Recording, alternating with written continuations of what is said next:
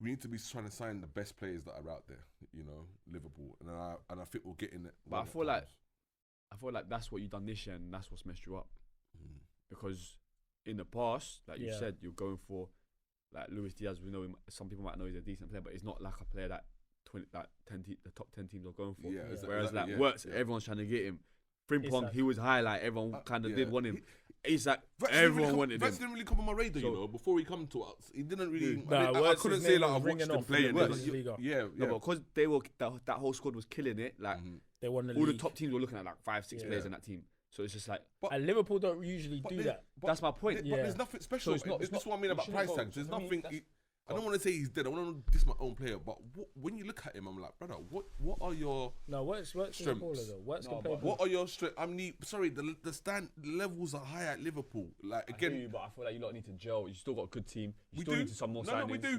We do. It'll be interesting to see like slot where we finish, because that's gonna have a big. If you miss out on Champions League, do you think he stays? on his No, I don't think so. They miss out. Actually, if you lot come 6th, do you think he stays?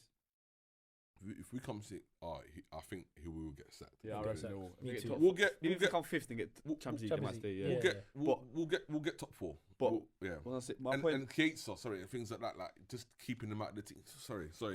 But that's my point about the signings that you were saying though, because like people like Chiesa that you don't expect to come in and cook. Those are the ones that actually impact the team. When you're spending 100 million on a player, all eyes are on him, bro.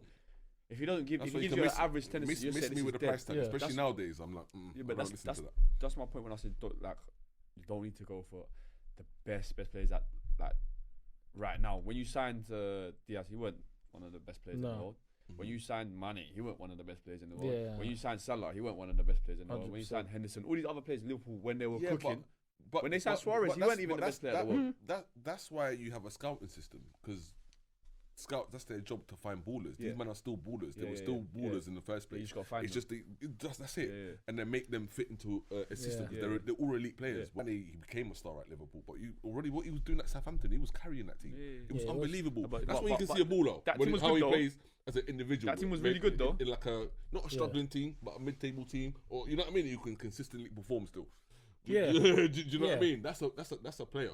You know. That was a good squad though. Southampton did have a good team. They were like the first like kind of like teams that were like that newly promoted or whatever that actually. But they sold like their whole squad to Liverpool. 100%.